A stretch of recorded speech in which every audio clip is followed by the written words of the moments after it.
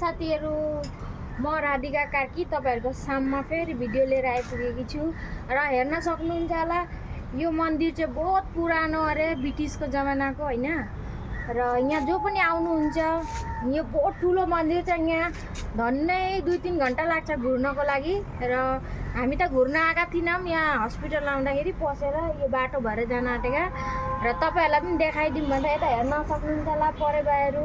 यो चाहिँ back side हो, उता चाहिँ ठुलो मन्दिर छ हेर्न सक्नुहुन्छ होला कति पुरानो छ हैन।